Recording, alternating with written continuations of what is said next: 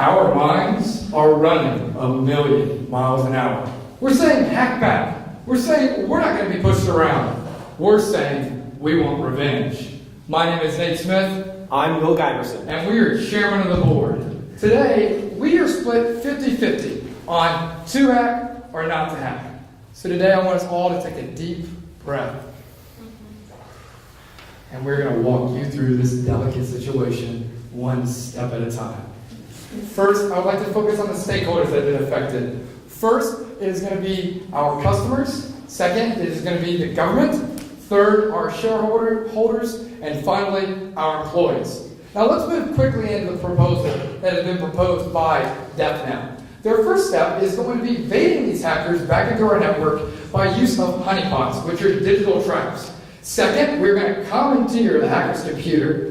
Third, we're going to retrieve our stolen information. And fourth, we are going to destroy their computer with the use of a virus. So it's important that we analyze DefNow's proposal in terms of its legal ramifications. And ultimately, this legal understanding of hacking back has been effectively non-existent. For one, there is no current law that speaks to this area of cybersecurity, although there are other laws that cover other applicable areas, such as like hacking. So under current U.S. law, hacking is highly illegal. Specifically, the U.S. Code 18, Section 1030 describes fraud and related activities in connection with computers, and more specifically, the CFAA, or Computer Fraud and Abuse Act, an amendment to U.S. Code 18, explicitly outlaws intentionally accessing a computer without authorization or exceeding authorization, and thereby obtains information from any protected computer. Now, analyzing DefNow's proposal with this being said, obviously commandeering and retrieving information from any protected computer would be in direct violation of U.S. Code 18. Now, Will, I also want to point out that this is going to be in direct violation of subsection 5, which states that there can be no use of any malicious attack, which includes implanting a virus on hackers and destroying their computers. So Nate, while I agree with you entirely that this is illegal, I know there's a lot of people in this room who love this plan and love the idea of hacking back. And I believe there is an argument to be made about why the law does not apply in this situation. So under Thomas Hobbes' social contract theory, the populace gives up certain freedoms, and in exchange, the state protects the people from hostile parties. In this case, the state, our own federal government, is defined by borders. But in cyberspace, there are no borders. There's no governing body overseeing it. To quote Hobbes himself, where there is no common power, there is no law. Where no law, no injustice. To apply this to our situation, in cyberspace, the state is unable to protect the people. And when the state is unable or unwilling to meet this basic duty, the social contract is voided, and it is up to the individual to protect his or her own self. Now, going off what Will just said, the most important argument when it comes to hacking back is the right to protect oneself and one's property. But when it comes to self-defense, there are a number of limitations. First being that, for instance, in the realm of cyberspace, it is very hard to identify the identity and the motives of an intruder, which ultimately makes it very hard to determine the excessive amount of force necessary to de-escalate the situation. Additionally, this argument for self-defense can quickly resemble that of vigilantism, or law enforcement without authority. It's important to distinguish that while self-defense is a natural right, vigilantism is almost always considered illegal and immoral. Clearly, this proposal by DefNow represents one of a vigilant approach and ultimately cannot be recommended. But let's imagine that we can hack back. If we took this approach, we would run into a number of technological issues that would deeply limit our ability to deliver a positive outcome. For one, there is this huge question of attribution. Who is actually hacking us? For one, it is not very difficult to remain anonymous on the internet. For instance, Tor browsers and VPNs can be used that effectively encrypt a user's IP address and other identifying information. And more pertinent to our situation, very capable hackers can actually commandeer computers, spoof IP and IP address and other credentials, and actually make it seem like other parties are hacking us. Now, aside from the legal ramifications, we want to talk about the ethical framework that we've established. And there are three main ethical principles that we're going to focus on today. The first is going to be do not harm. Do not harm is the ethical principle that underlines almost all business activity. In the words of J.S. Mill, he states that any action done by a business or any harm done by the business must be known by both parties. By escalating the notion that we can hack back, we are endangering three parties. The first being an innocent corporation, such as an IBM. The second is we are risking endangering the actual hacker. And third, a nation state, such as North Korea. So through this action, we are not able to guarantee the safety of innocent parties. Second, the autonomy. Autonomy is the ability to choose what is right or wrong. And according to Immanuel Kant, there is no in between. Man is nothing else than what he makes of himself. And our company is nothing else than the standards that we set in place. And if we go away from such standards, it is a very slippery slope. Our third ethical argument is going to revolve around utilitarianism, which is the maximization of benefits and the minimizing the greatest amount of harms. Now, in our current situation, this takes place by simply looking at the harms. The harms are 1, the risk to our company breaking the law. 2, the risk that our company has to endangering and harming innocent parties or our customers. And third, the risk of exposing our information and becoming vulnerable to yet another attack. Now we're going to move into the financial sector, and this is going to focus on two main groups: the stakeholders, the customers, and the shareholders. And we're also going to detail our cost analysis plan with how to handle this from a financial standpoint. Our primary concern in regards to the financial section is the impact this breach will have on our customers and their willingness to use us in the future for future contracts. Now, at first, we were very worried about our customers leaving us and our reputation being greatly hurt. But a study done by the Autonomy Institute, a company that does strategic consulting and ethically responsible information management, did a study of 500 companies and found that 500 companies who were the victim of a cyber attack on a third-party IT service, and found that only 67% of them reported that they would not abandon the company when notified of a breach.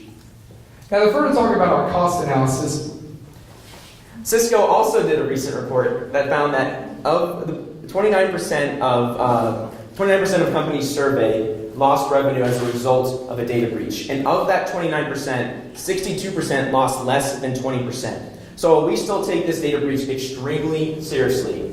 The impact on our sales numbers are not nearly as bad as we initially thought.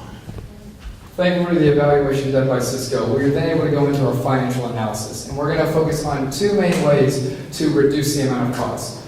Both of them are going to be a security and a financial audit. A financial audit is going to allow us to get a snapshot right after the hack takes place. This is going to allow us to determine where the hack, how the hack took place, and attribute it to a specific area and organization. The security audit is going to allow us to see a bigger picture so that we can determine how we can minimize exploits in the future. And as you can see up here, the costs are quite large. Almost up to $10,000 for a security audit and almost up to $40,000 for a forensic audit. Now, you may think that these are quite small, but compared to the losses that we could sustain, it is anywhere from $2 million to $11 million based on the number of record breaches that we sustain as a company. So now we move into our final recommendation. So our first recommendation is to notify our stakeholders of the data breach. By notifying our stakeholders, we are allowing them to make an informed decision and protect themselves from a security attack with the information that has been leaked out into the internet. To measure the success of this recommendation, we will look at the number of stakeholders that we can notify within a 24-hour period post-breach. Our second step is going to involve firing death knell. The reason is we're going to have a firewall. They align more closely with our ethical principles as well as the legal framework in the United States. And they're going to conduct a cyber forensic investigation and its response. We're going to be measured by the number of exploits patched. And then we're also going to implement our response plan, taken by the 9 steps that the FBI says is the most efficient way to deal with a breach such as this. It's time that we as a society understand that no security measures are flawless, and this does not mean that we should not attempt to protect our data, because there are 2 types of companies in the world. Those that have been breached and those that don't know it yet. Thank you for your time. I'll now open for questions.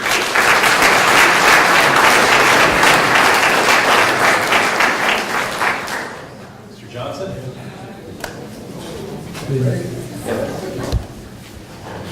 The law is still unsettled as there has not been a clear test case for hacking back yet.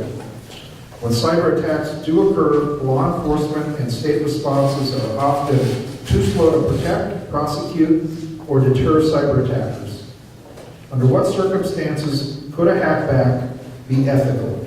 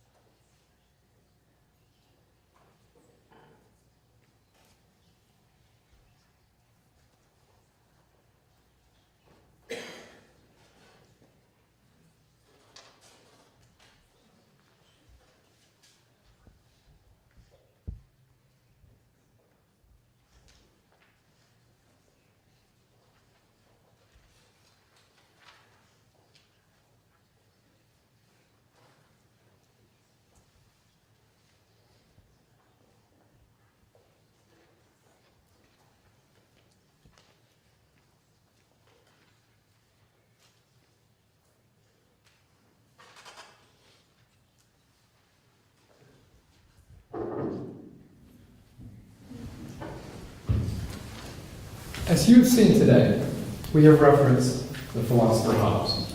And he has said that when the state is unable to protect you, it is your right, it is your duty to protect yourself. So under the social contract law, when the state government is unable to protect our interests and our specific needs, we are ethically and we are legally able to protect ourselves and attack back. However, this is only if they are within our borders, which would mean we have to identify two things. One, we have to identify the attacker. Two, we have to catch them in the act of them actually doing it. And we have to make sure that they're within our structure and that they're not outside of it, that they're actually in our house, if you will. I'll liken it to a burglar analogy. If a burglar comes in your home and threatens to harm you or steal your property, you are legally and ethically allowed to attack back, counterattack, self-defense. Now, I would also like to point out that if the AC/DC law was passed by, being from Georgia, our state senator, that if that law is passed, it would be legal for us to gain information and to monitor the attackers.